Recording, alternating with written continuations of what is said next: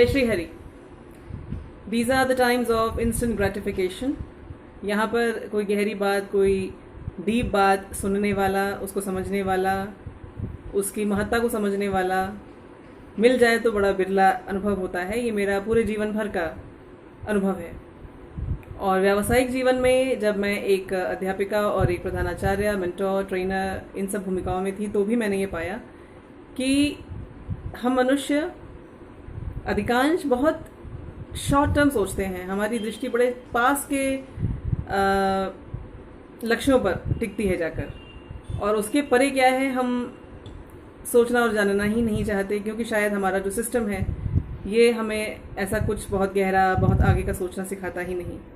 इस जीवन में अपनी रोटी कमाने लायक, अपनी एम्बिशंस को पूरा करने लायक, अपनी महत्वाकांक्षाओं को पूरा करने लायक आप बन जाइए, और कैसे भी बन जाइए, बस इतना ही आपका लक्ष्य है और इतना ही आपके अंदर क्षमताएं होनी चाहिए। यदि हैं तो आप सफल हैं। ये हमारे संसार का सिद्धांत है। तो मैं क्या कर रही हूँ इस यात्रा में मैं इस यात्रा में वो कर रही हूँ जो मुझे करने की बड़ी उत्कट इच्छा है। श्रीमद् भगवद गीता कोई रिलीजियस टेक्स्ट बुक नहीं है, कोई मजहबी किताब नहीं है कि इसे किसी सेक्युलर देश में नहीं लगाया जा सकता, परंतु फिर भी क्योंकि हमारे देश की जो वर्तमान स्थिति है इसमें सत्य को सत्य कहना लगभग असंभव है। तो श्रीमद् भगवद गीता का जो ये अमूल्य ज्ञान है, ये कैसे मैं पहुंचाऊं उन तक जिन्हें इसकी आवश्यकता है, ये मेरे लिए एक चुनौती थी, और उसी चुनौती को मैं उसका सामना करने का प्रयास कर रही हूँ इस चैनल के द्वारा। तो अभी आते हैं हम अपनी कथा पर वापस। धृतराष्ट्र ने संजय से प्रश्न पूछा है। कुरुक्षेत्र की रणभूमि में दादा भीष्म के बुरी तरह घायल होकर गिर जाने के बाद अब धृतराष्ट्र बड़े चिंतित हैं, और ऐसी उत्कट चिंता में इनके मुख से जो बातें निकल रही हैं उनको हम ध्यान से एनालाइज कर रहे हैं और उसमें से अपने लिए लेसन्स डिराइव कर रहे हैं, यानी कि पाठ निकाल रहे हैं। श्लोक है, धर्मक्षेत्रे कुरुक्षेत्रे समवेता युयुत्सवः मामकाः पांडवाश्चैव किम अकुर्वत संजय। तो धर्मक्षेत्र कुरुक्षेत्र में क्या किया, इसके लिए तो हमने धर्मक्षेत्र और कुरुक्षेत्र की जो दुहाई दे रहे हैं धृतराष्ट्र, उसके पाखंड को पिछले वीडियो में समझा। आज हम देखेंगे समवेता युयुत्सवः। इसमें धृतराष्ट्र क्या खोलते हैं। धृतराष्ट्र कह रहे हैं कि धर्मक्षेत्र कुरुक्षेत्र में युद्ध की इच्छा से, युद्ध के लिए लालायित ये जो इकट्ठे हुए हैं, और इकट्ठे कौन हुए हैं ये बता रहे हैं धृतराष्ट्र, मामकाः और पांडवाः, मेरे और पांडु के। एक और कह रहे हैं धर्मक्षेत्र में ऐसा क्या हुआ, और दूसरी ओर स्वयं इसी कथन में झूठ बोल रहे हैं। कब चाहते थे पांडव युद्ध? यदि वो युद्ध चाहते तो इतनी आसानी से वो अपने पर आरोपित एक अन्याय और छल से लगाया हुआ दंड कभी भी नहीं झेलते। 13 वर्ष का वनवास, 1 वर्ष का अज्ञातवास, ये कोई मजाक नहीं है, ये कोई खेल नहीं है, परंतु चूंकि धर्म का संबंध इनसे बड़ा गहरा था इसलिए इन्होंने इसको स्वीकार किया। उस जुए में किए गए षड्यंत्र के बावजूद भी पांडवों ने कोई प्रतिकार नहीं किया, उन्होंने बस मान लिया। यहाँ तक कि जब वो बेचारे 5 गांवों पर भी सहमत होने के लिए तैयार थे, तब भी जब दुर्योधन ने अपमान किया इनका ये कहकर कि 1 सुई के बराबर भूमि भी नहीं दूंगा, तब भी इन्होंने यही प्रयास किया कि किसी प्रकार शांति रहे, किसी प्रकार संधि हो जाए।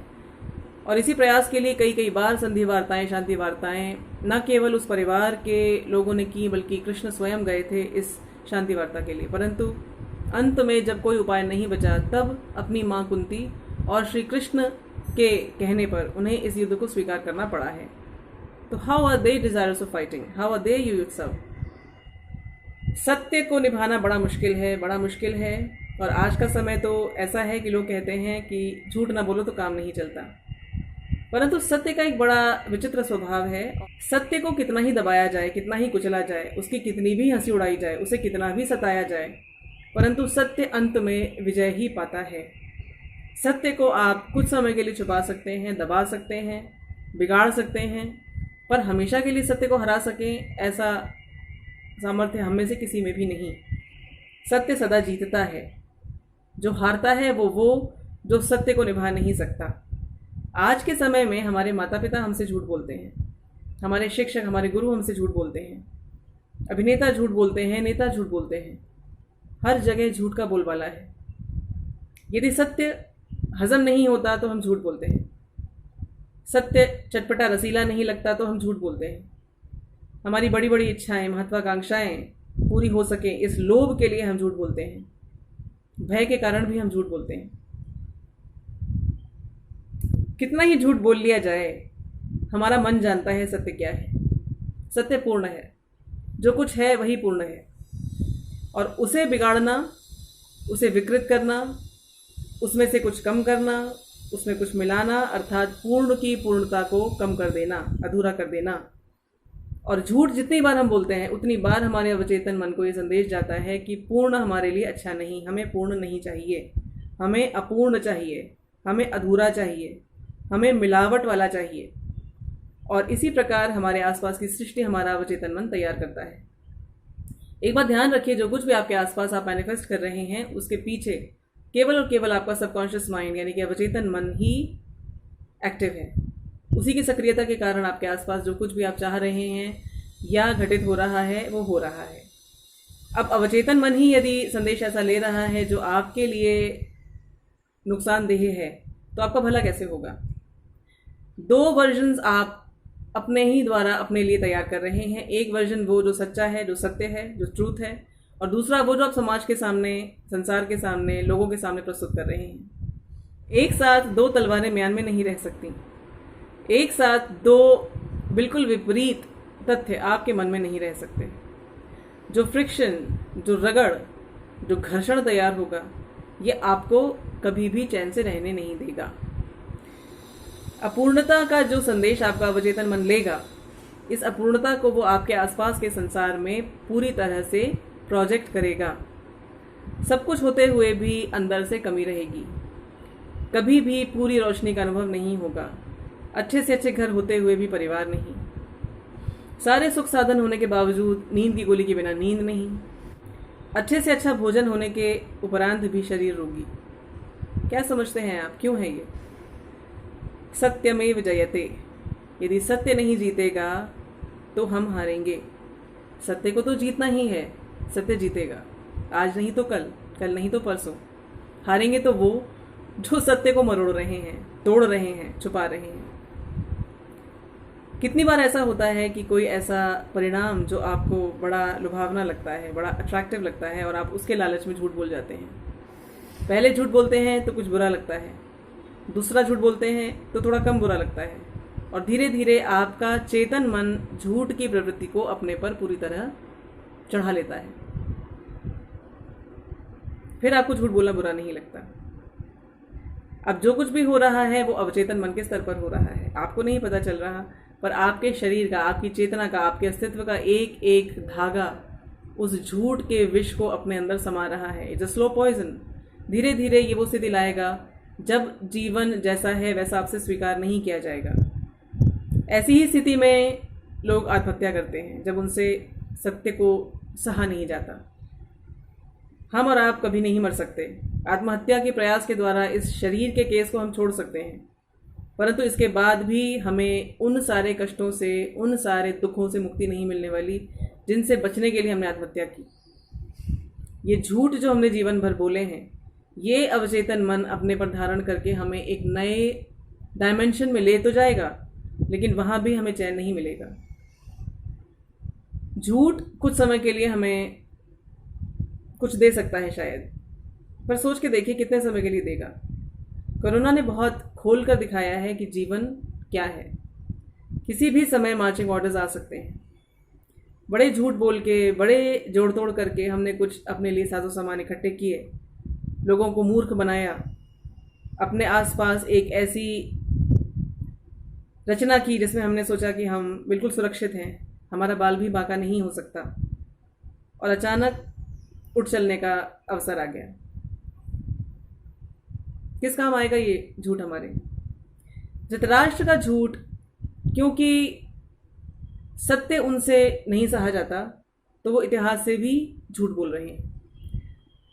जिन पांडवों का युद्ध की घटना के पीछे कहीं किसी भी प्रकार कोई भी हाथ नहीं, उन पर इस युद्ध की इच्छा का झूठा मिथ्या आरोप वो लगा रहे हैं, केवल इसलिए क्योंकि सत्य को स्वीकार नहीं करना चाहते।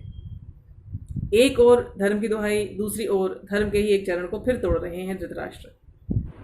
मुश्किल है सच बोलना, मुझे पता है।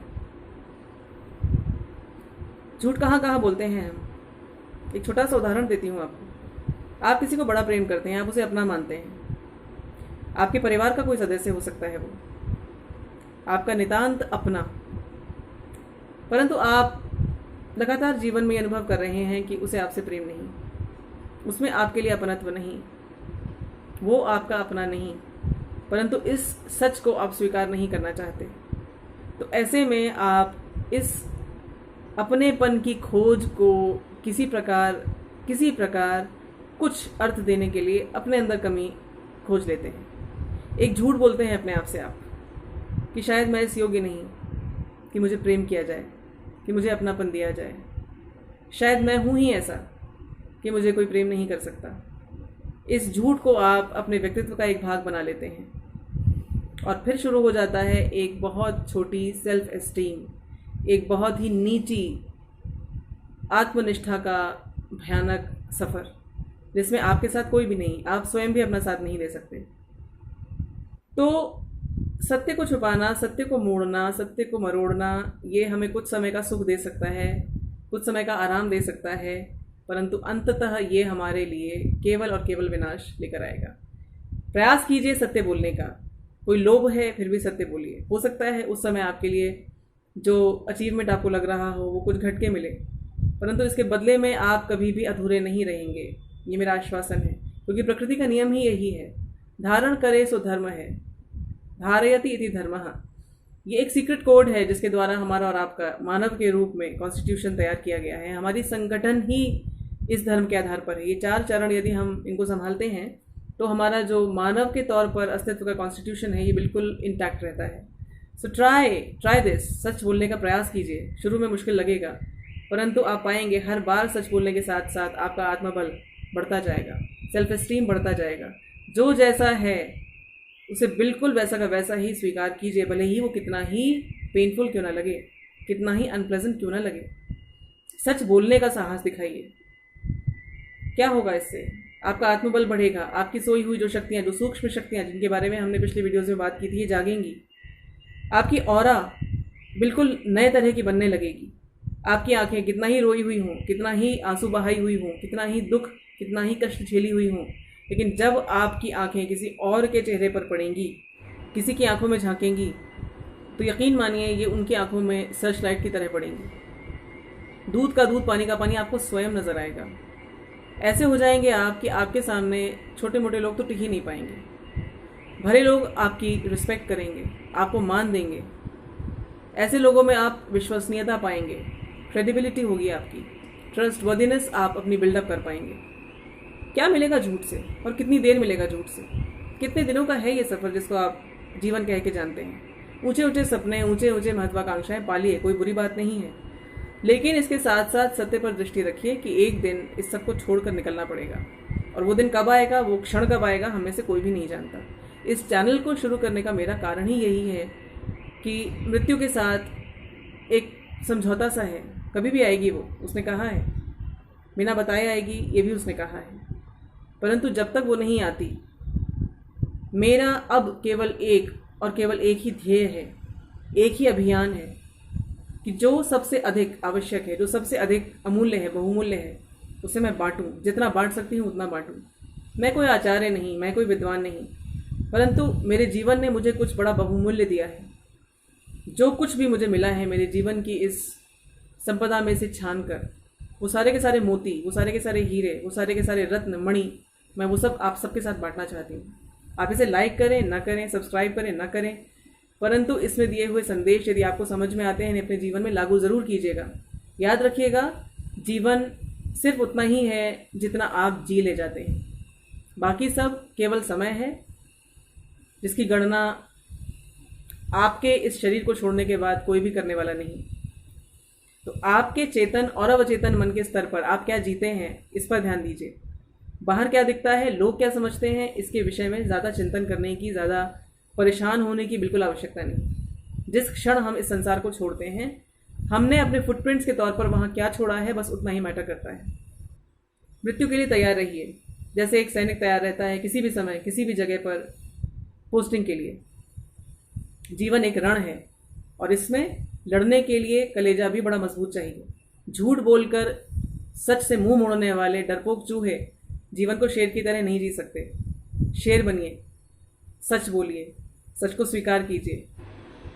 फिर से कह रही हूँ कि सत्य का स्वभाव है कि ये सारे झूठों को, अपने आप को दबाने के सारे प्रयासों को कुचलकर विजेता बनकर एक छत्र साम्राज्य स्थापित करने आता ही है।